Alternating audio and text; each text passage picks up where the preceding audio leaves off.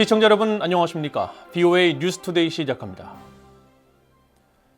미국 백악관이 북한의 이른바 우주발사체 발사에 대해 발사 성공 여부와 관계없이 영내를 위험하게 만든다면서 반드시 책임을 물을 것이라고 밝혔습니다.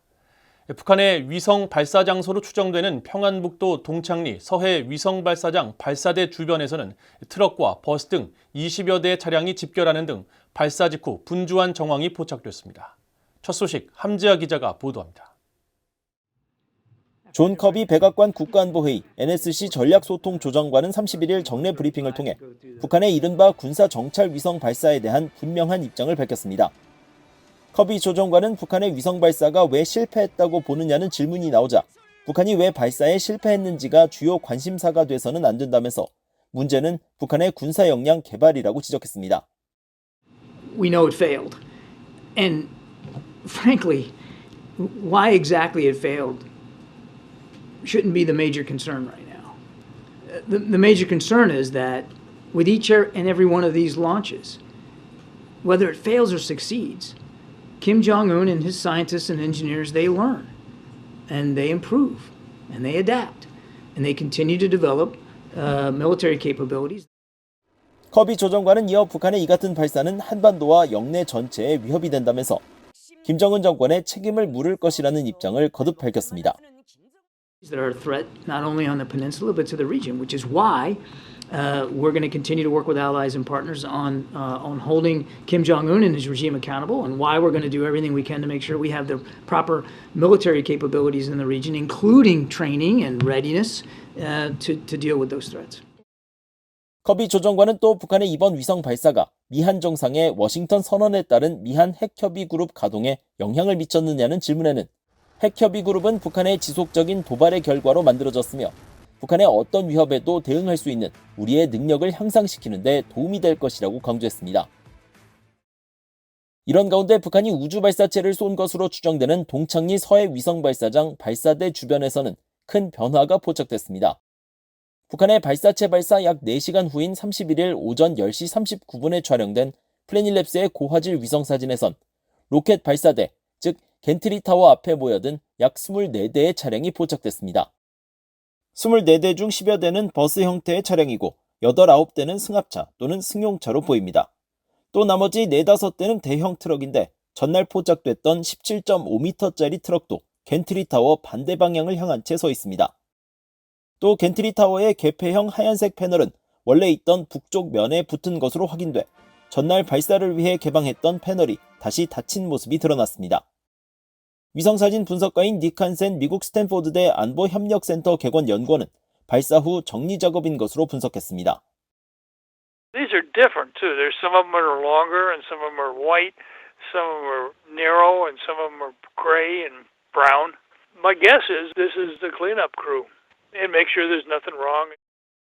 한센 연구원은 특히 전날부터 준비 작업이 이뤄진 정황 등으로 볼 때 아마도 이곳에서 발사가 이뤄졌을 것이라면서도 위성사진상으로는 발사 때 연소 흔적이 보이지 않는다고 설명했습니다. BOA 뉴스 함지아입니다.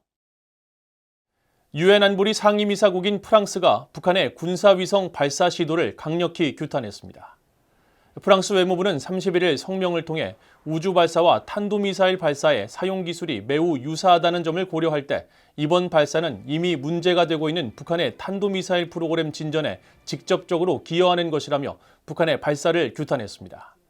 영국 외무부의 앤마리 트레블리안 부장관도 이날 사회연결망 서비스에 북한의 무모하고 실패한 위성 발사는 다수의 유엔 안보리 결의 위반이자 영내 평화와 안정을 위협한다고 비판하고 북한이 비핵화를 향한 신뢰할 수 있는 조치를 취할 것을 촉구했습니다.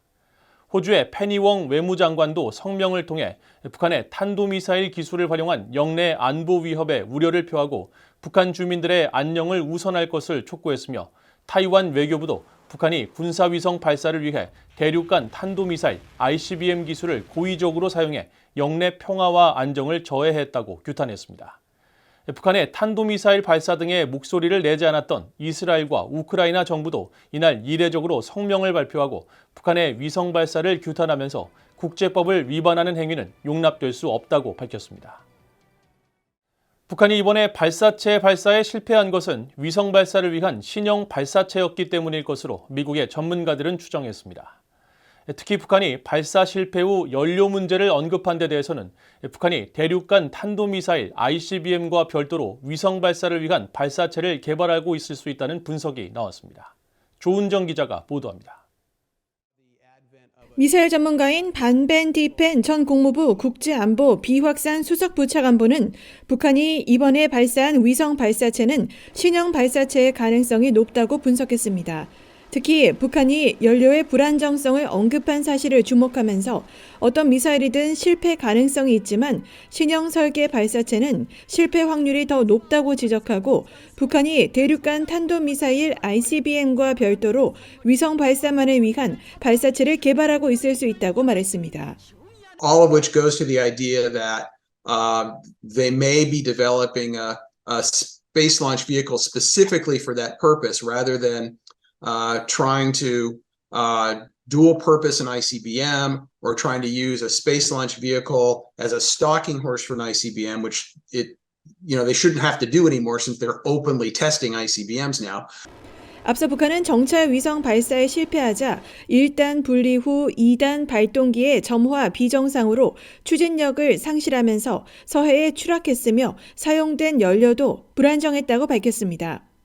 하버드 스미소니언 천체물리학센터의 조너선 맥도웰 박사는 북한의 이 같은 발사체 연료 결함 언급에 대해서는 추력을 높이기 위해 연료 성분 조성비를 조정한 것으로 추정했습니다. 특히 북한은 그동안 우주 발사체 액체 연료로 비대칭 디메틸 히드라진과 적연질산 산화제를 쓰곤 했다며 이 조합은 불안정한 특성이 있다고 설명했습니다. It is, as they say, unstable, and it's very toxic. So they are tricky propellants to work with, and they've used it in their Hwasong rockets. Some mix of this, but it sounds like maybe they used a slightly new mix that they're not used to get that extra bit of performance. Right, the reason to change it is you want more oomph through the same engine. 북한의 2차 발사 시기에 대해서는 엇갈린 분석이 나옵니다. 조너선 맥도웰 박사는 북한의 2차 발사 시기는 조만간 이루어지긴 어렵다며 몇 달 후가 될 것으로 예상했습니다. 발사체의 소프트웨어 변경이라면 금방 할 수 있겠지만 발사체 엔진과 전자장치 등의 변경이라면 최소 몇 주가 걸릴 것이며 제대로 시험하고 성공적으로 비행할 수 있다는 확신을 얻으려면 몇 달이 걸린다는 설명입니다.